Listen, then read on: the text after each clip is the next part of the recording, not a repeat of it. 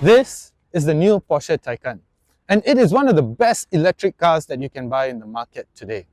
You see, every time you buy a Porsche, you're not only buying a car, but you're buying nearly 100 years of engineering know-how. Now, Porsche has been in motorsport for almost as long as it has been around. And every time it goes racing, it does really well.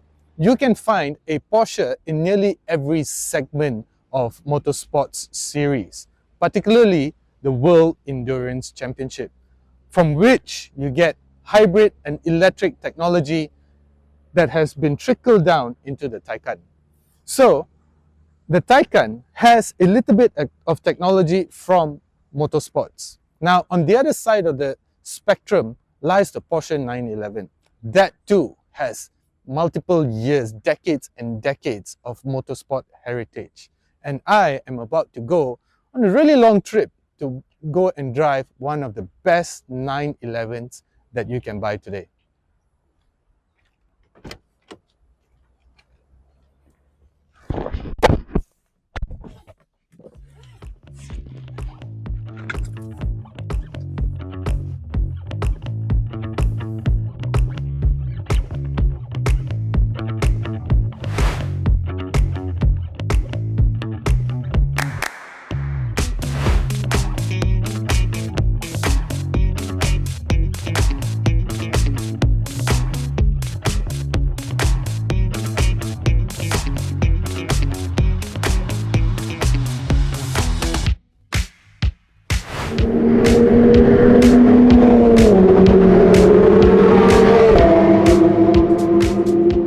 It's a beautiful sound, isn't it?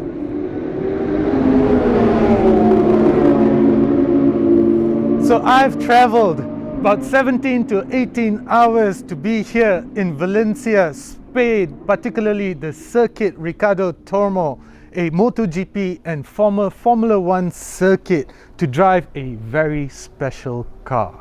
Guys, in the opening of this video, I spoke about heritage. And there's one thing that you cannot take away from heritage car makers is their history. This is the Porsche GT3. Behind me is the GT3 996.1, the car that started it all way back in 1999, has a link between Porsche's motorsport activities to its road-going cars. Now this, the 996.2, the 997 were essentially the link between Porsche's race cars and cars that you could buy to drive on the road. So if you wanted to feel like a race car driver, if you wanted a race car for the road, the GT3 is the car that you bought, because these cars, with its naturally aspirated engine, the raw thrill, the analog experience, are why I'm here in Spain. Guys, I'm here to drive, hopefully buy one day, the 992.2 Porsche's latest generation GT3. Let's go take a drive. However, before we start driving, let's just take a closer look at the new Porsche GT3. So on my left, we have the GT3 with a fixed wing, and on my right, we have my personal favorite, the GT3 Touring, available for the first time from the get-go. So this is available. You go to a Porsche dealer, you can actually choose right away whether you want a fixed wing or whether you want a more understated GT3. But what's new?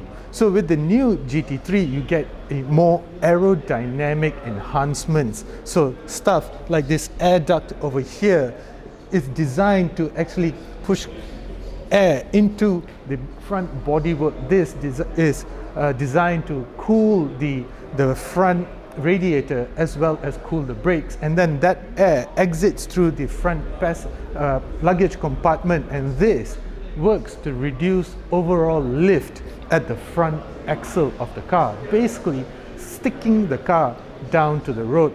The suspension components of the car, some of it have also been contributed by the GT3 RS, and what this basically means is that the car sticks closer to the ground. So at speeds of up to 200 kilometers per hour, you get 17 to 18 kilograms of downforce. and at top speed of over 300 kilometers per hour, the suspension components contribute about 40 kilograms of downforce. That is just phenomenal. So with the GT3 Touring, you basically get that same exciting performance, but without that rear wing. So when you're younger, you want a rear wing, you want it to look and feel like a sports car. But when you get older, you still want it to feel like a sports car, but perhaps you don't want it to look like a sports car. You want a more gentlemanly appearance, and that's what you get with the GT3 Touring. This is basically the car that you get when you want to go places with your family, but then at the same time you want to be able to engage in that GT3 feel. So basically in here you get that exact same feeling which you get with the GT3 with the fixed wing, except it looks a lot more sleeker, to my eyes at least. Having said that though, there is still a spoiler tucked away neatly over here, which extends at 120 kilometers per hour. And this tiny ducktail that you see over here, this is new and is designed to sort of contribute to the overall design of the GT3 Touring. But I can't help wonder if this would look better in carbon fiber perhaps?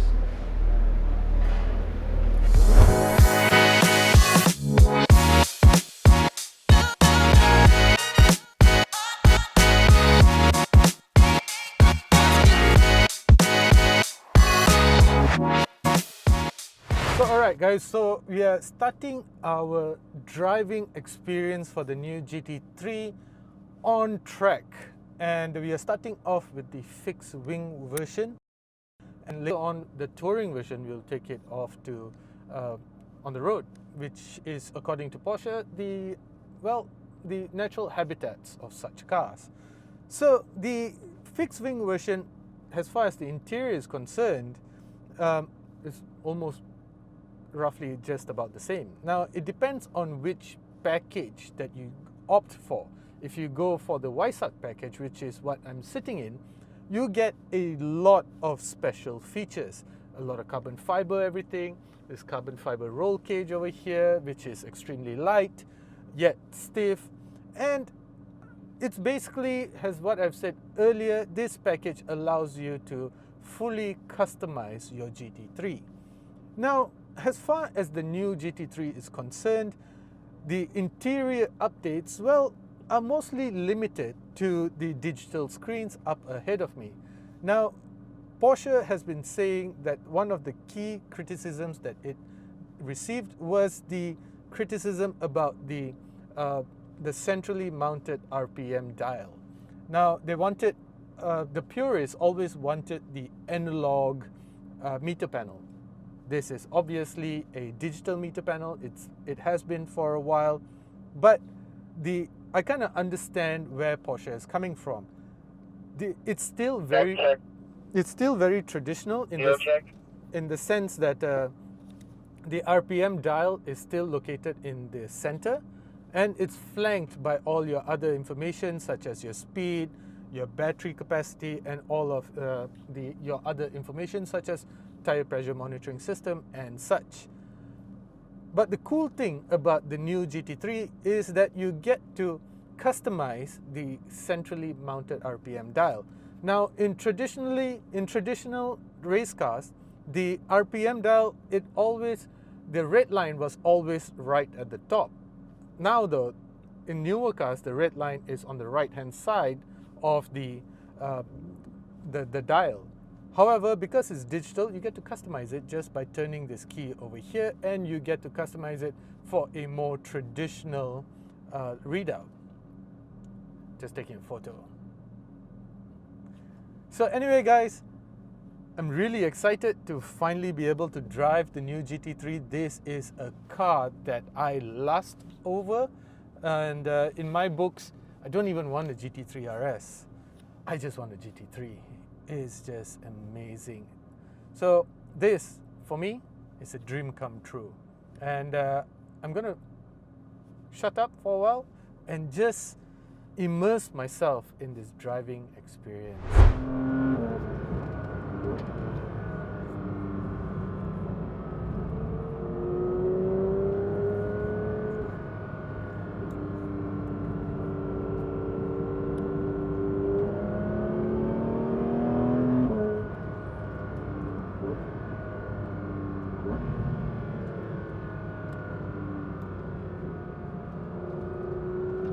And as you know, this is just the first driving impressions.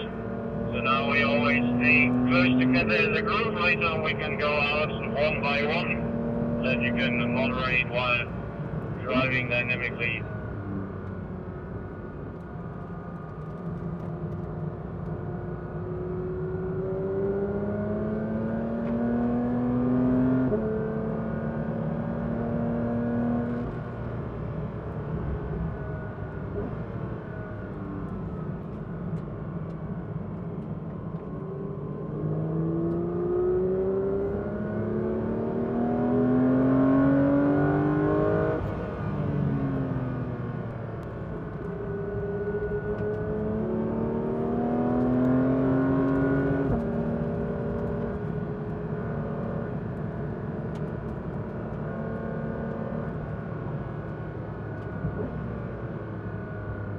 And another rotation, please. So the line that you guys are driving looks very good.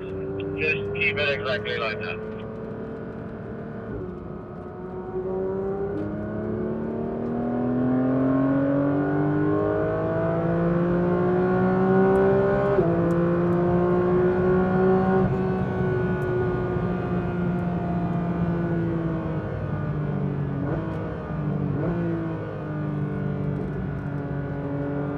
For many, the Porsche GT3 is the ultimate driving machine. It represents a link between the old analog era and our modern digital era. In many ways, that is true. The naturally aspirated 4-litre flat-six engine produces 510 PS at a screaming 9,000 RPM, and that is an integral character of the GT3. While most supercar makers have transitioned to forced induction or hybrids, the GT3 remains pure. It is also still available as a manual, and to purists, that means the GT3 remains one of the best driving machines. With the 992.2, Porsche faced ever stringent emissions regulations, which threatened to hurt the character and power output of the car's engine. So the fact that Porsche has managed to produce the same power output as before while meeting emissions regulations is nothing short of an engineering marvel. With better aero and a screaming engine, the new GT3 has retained its motorsport-derived driving character, yet sticks to the road better than ever. The green car that just passed us is Jörg Bergmeister, so we don't have to be ashamed of that.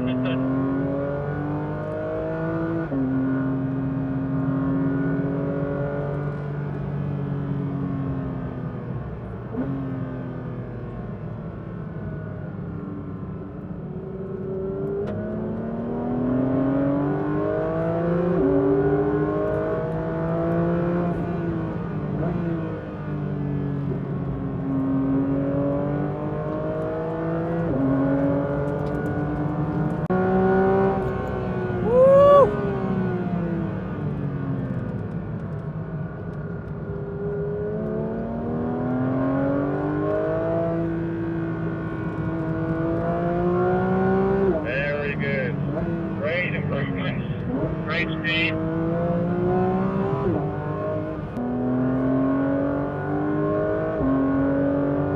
So as you can see, this is just such a pure driving experience. It's such an analog driving experience as well, from the sense that the sound of the engine, the way the car communicates with you, the directness and the response of the steering wheel. This is still a very pure driving experience. Some of you more purists will say that it does not represent a pure driving experience in the traditional sense. Well, guess what? There's still a manual transmission available for the GT3. Of course, that just means that your entire gear shifts are going to be slower despite the fact that the manual transmission, that gearbox, is actually lighter than the PDK transmission. If you want a unadulterated driving experience, perhaps the manual gearbox is the choice for you. But from what I'm experiencing over here when it comes to track driving, the PDK is just such an amazing driving experience. It gives you an amazing driving experience. So what do I think about the new GT3? The directness of this steering rack is just astonishing. And that anti-dive under heavy braking, you don't even notice the car diving. It's just so pure. And I took a passenger ride in the GT3 RS just now. When you ride the curbs and such, you actually feel it. But not in here, not in this GT3, which is quite surprising. And that just means that if you actually want to use this car as your daily, you very well could. Wow, this is just such a pure experience, and just listening to this powertrain rev up to 9,000 RPM is just such a sensory onslaught. Wow, just wow. Now we're going to continue this, but I'm going to jump into the car without the YSUC package. So I don't think it's going to come with the roll cage. Let me just see. So that should, well, give me a different driving experience. I'll see how it feels, because a roll cage always stiffens the car.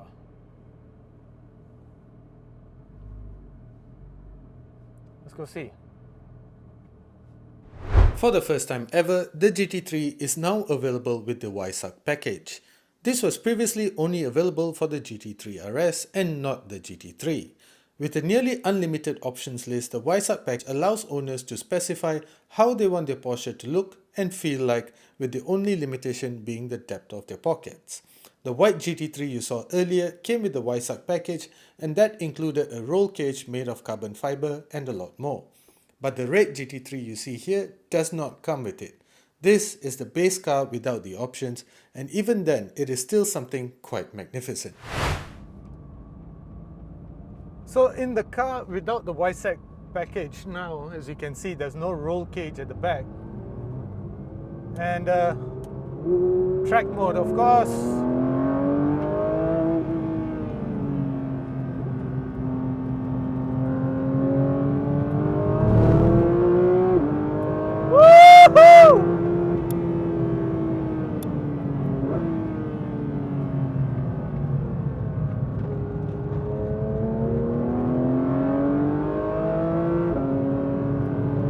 You know, a lot of cars make over 510 PS, which is what the GT3 makes. But none of them sound this good. 9,000 RPM, yo! It's just such an amazing experience, and it's undeniable that when it comes to wanting a car that gives you the ultimate experience, the GT3, there's no fighting it.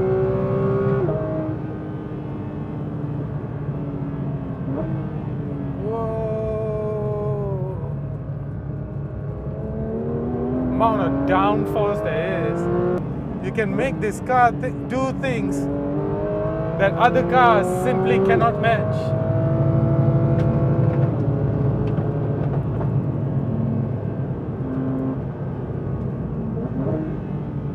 Now we are at the straight. Just listen to this. Just listen to this.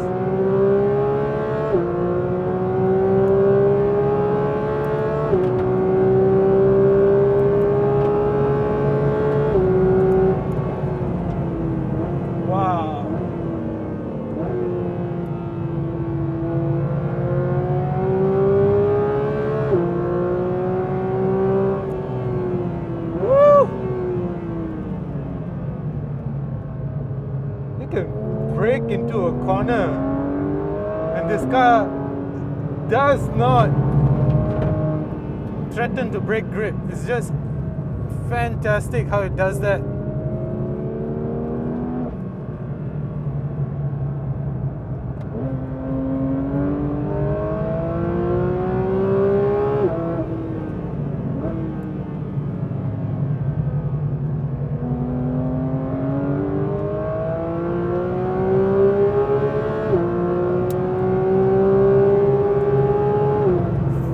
Out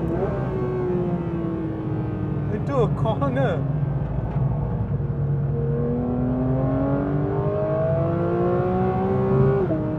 Straight line. Oh my god.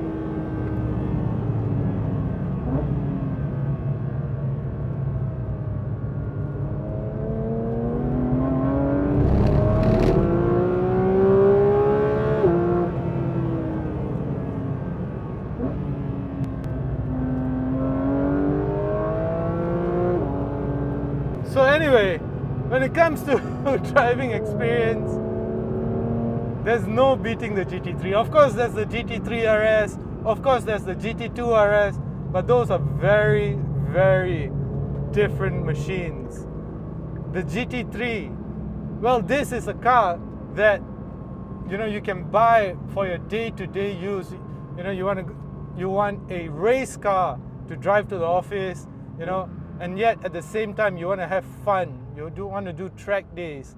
This is a car that you can drive on a daily basis. It's just fantastic what the GT3 can do. And now it's been further improved, it's been further refined, and it's just unreal. I gotta say that it's just unreal. For a car that to produce 510 PS at 9,000 RPM, this is what the world needs. This is exactly what the world needs. In a time when we are just given nothing but EVs, the whole world is talking about electric cars and all, and then Porsche goes and updates the GT3. When there was this entire fiasco about Porsche adopting forced induction for the GT3, and then Porsche was silent throughout the entire episode, right? Not only forced induction, but even hybrid technology for the GT3. Porsche was just silent. And then they just introduced this, the 992.2. After this, I'm going to go drive the Touring, and that's going to happen on the road, and that's probably going to be an entirely different experience. I'm looking forward to that. Let's go. So now it's time to hit the road with the 911 GT3 Touring. Let me show you. So this is the GT3 Touring, and beautiful, beautiful green color. This is sort of like a jade green color, and obviously without a fixed wing at the back. I kind of like this version, to be honest. Suits my style, more understated, not so loud, and like the blacked out Porsche. These are of course all optional, so I'm not sure which package this is. This could be the lightweight package or something, because if I'm not mistaken, the GT3 Touring does not come with a Weissach package. And the driving experience though should be the same, because the engine is the same, outputs, everything are the same, and the only thing that is different is the amount of downforce that it creates because of the lack of a rear wing. How does it drive? Let's go find out. The Touring package has been available for a while, but for the first time it is available right from launch, which means you can visit your closest dealership and immediately buy one. The Touring is a proper legend and can trace its roots back to 1973 to the 911 Carrera RS 2.7, which is the first Porsche to come with the Touring designation. The Touring represents a more gentlemanly approach to what we call a race car for the road. With the omission of the wing, the classic silhouette of the 911 shines through. And for me, this is the best iteration of the 911 bar the ST. But there's still a wing at the back, except that it extends its speed to stabilize the car and to aid cooling. Of course, it does not create as much downforce as the fixed wing, but the aerodynamics around the front and underneath the car means that it still sticks to the road like never before. And for the first time, the touring pack now comes with rear seats, though that is a paid option. So the GT3 fixed wing version is obviously a lot of fun on track, and you would expect it to be because the GT3 is all about motorsport heritage. Now the touring model it has all of that heritage stuff, that racing DNA, that aggression that you've come to expect out of this 4-litre 6-cylinder boxer engine. However, it is in a very unassuming package, because when you first look at the touring model, you would not expect it to be anything special. There's nothing about it that screams GT3. But then when you start to look closer, you start to notice the wheels, the single lug wheel, and then you start, perhaps depending on the option chosen by the owner, you would start to perhaps notice a little bit of carbon fiber here and there. But this is a car that as soon as you get behind the wheel and find the right kind of roads, which like we are on right now here in Valencia, this is where it truly starts to come alive. Because ultimately, despite it not having a fixed wing at the back, but underneath it's still the same car. The powertrain's the same, the brakes, the aerodynamics. Well, talking about the aerodynamics, it probably does not create as much downforce as the fixed wing version. But when it comes to pure unadulterated driving pleasure, it still is a lot of fun. So it creates its 510 PS at 9,000 RPM. And just as what you heard earlier with the fixed wing version back at the track, it still sounds really, really good as well. Now, but the Touring is a car that you would probably expect to drive on a daily basis. And then, the one thing that really matters for a car that you want to drive daily is comfort. And it delivers decently. Well, of course, this is a proper purebred sports car, so it's not exactly Bentley-like comfortable. You do pick up on all the little dips and ruts. The suspension is still on the stiffer side of things. And then when it comes to noise insulation, you still hear the Pilot Cup Sport 2 tires kicking up all the little pebbles and such. So you hear a lot of that back in the cabin. But then again, when the roads open up, then that's where you truly get to immerse in the GT3 experience. Because ultimately, you buy a GT3 not to cocoon yourself in comfort. You buy a GT3 to enjoy some driving pleasure. And unfortunately, I'm stuck behind a bus and a truck right now. But as soon as the roads open up, I want to find that 9,000 RPM red line. Anyway, as we wait for that, we also have a lot of other things over here to play with as well. Because just like the fixed wing version, you also get 3 driving modes: normal, sport, and track. And the track version is the ultimate hint of what this car is meant to do, because this is a proper gentleman's racer's car. You can track it on weekends and then pack up and head to the office on Monday yet again. So the newer version of the 992.2 is all about evolution. So as I was saying earlier, a lot of the criticism that was leveled at Porsche with the 992.2 focused on the digital meter panel, because in the 991.1 you still had an analog centrally mounted RPM dial. All Porsches from day one have always had an analog centrally mounted RPM dial. This 992.2 is the first Porsche to have the first 911 Porsche to have a digital centrally mounted RPM dial. But earlier during the press conference, the guys from Porsche were explaining that it's better to have it this way because at night you get to see it clearly, and that's when it truly matters.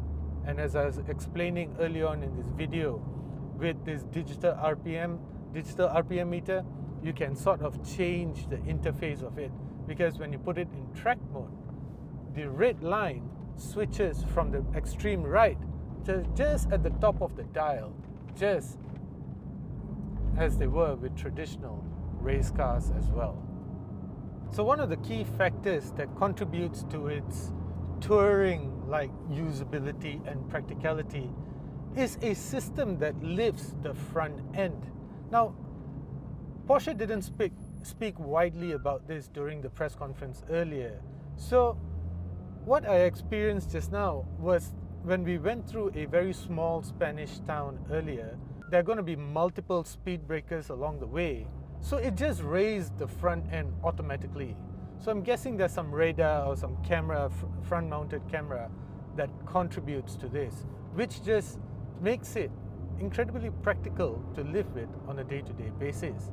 Now the roads have opened up, and this is where we can sort of just turn this dial that's located just on the steering wheel, put it in sport.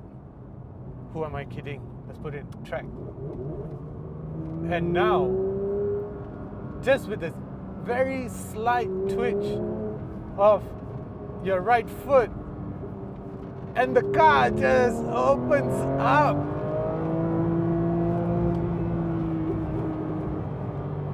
So we are still on public roads, around roads that I am not very familiar with, driving on the wrong side of the road, so I'm not really very keen about pushing it very hard.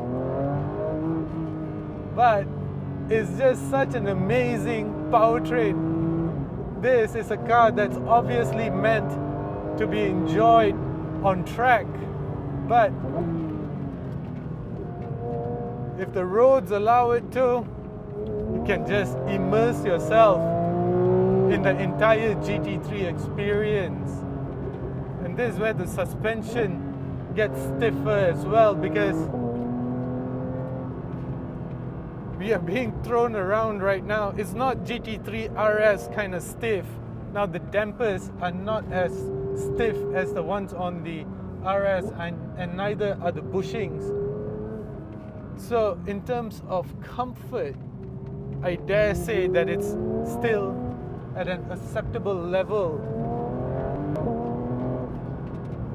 So anyway, this is what cars are all about. The 911 GT3 represents an era that I think the world is fast forgetting. We are always talking about electric cars. We are always talking about renewable energy sources. We are always talking about such things. If you've never driven a GT3, you will never understand the joy of pure motoring. Naturally aspirated engines, 9,000 RPM red line. It's just the pure joy of driving, and that is what the GT3 represents. And I dare say now, in the touring package, it has transcended beyond life on track only. I just couldn't help it. And this is what the GT3 allows you to do. This sound, this visceral, very unadulterated, pure sound is just something that I believe every car fan or everybody needs to experience at least once in their life, because only then you will understand what it means to ensure that cars like the GT3 always have a place in the motoring world.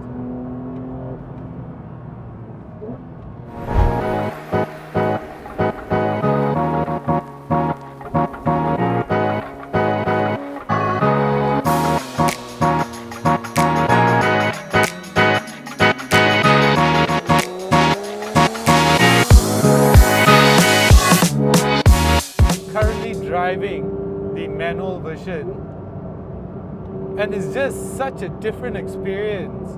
Of course, I've driven and owned plenty of manuals in my life, but very rarely do I have to actually shift using my right hand. I'm a Malaysian after all. Technically, I'm driving on the wrong side of the road, and my brain needs a couple of minutes to do some rewiring or reformatting of sorts. But how does a car feel, you might ask? I'm kind of glad that Porsche still creates manual transmissions, because it just highlights the natural character of the Porsche 911, particularly the GT3. And earlier, I had gone on a couple of hot laps with Jan Burgmaster, Porsche, a very successful German Porsche driver, and that was in a manual 911 GT3 with a fixed wing. And my God, I'll never be able to drive like him. But anyway, that highlighted what the car is capable of doing. But right now, in the touring version, it's just a very different driving experience than the PDK. The PDK was already fabulous because it just has lightning quick shifts, and it has one extra gear ratio. So the PDK is a 7-speed transmission. This is a 6-speed.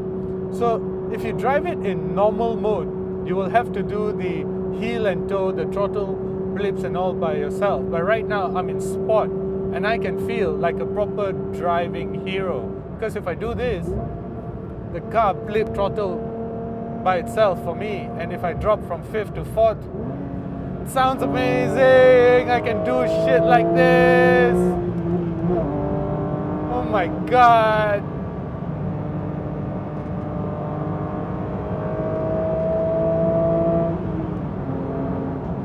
Wow. This is some very illegal speeds, man. I think I might better just slow down because they might just chuck me out of the country tonight. Anyway, how does it feel? Well, besides the fact that it feels like I'm brushing my teeth with my left hand, it just highlights the entire character of the GT3. I mean, this is just going back to basics, right?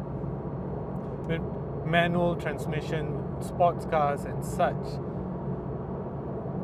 Would I actually buy a manual transmission GT3 touring?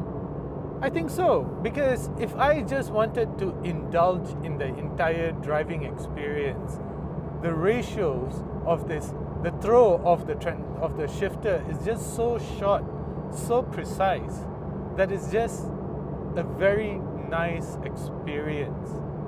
And you know what they say, save the manuals, right? So in that sense, you still get a ridiculously powerful, naturally aspirated transmission and naturally aspirated powertrain, excuse me. And just because it's a manual transmission, it doesn't take away that fact. Neither does it try to, overcompensate with giving you more power or, reducing power and such. It's just a GT3 with a manual transmission. Go and actually try to experience it, because it just opens up an entirely different world. So that's it, friends. That is why car makers like Porsche are so unique, because they're able to operate on such a wide spectrum. On one side, you have really nice electric cars like the Taycan, and then on the other side of the spectrum, you have cars like the new Porsche GT3. Now, the GT3 is not only a sensory onslaught, but now, because it comes with the touring pack, you can also use it on a day-to-day basis. And if you don't like that massive big wing because it's so, some call it obnoxious, you can have it in an understated style as well. And when it comes to driving, as I said earlier, it's just such a visceral driving experience. imagine, as you have heard it just now, imagine it screaming at 9,000 RPM. And that is why cars like the 911 GT3 and even the 911 GT3 RS should continue to exist, because they remind us of how cars once were. Analog, pure, and just such an amazing driving experience. And I'm kind of glad that we still get that with the new GT3 as well as the new 911 GT3 Touring. As usual, guys, thank you for watching. Do consider subscribing.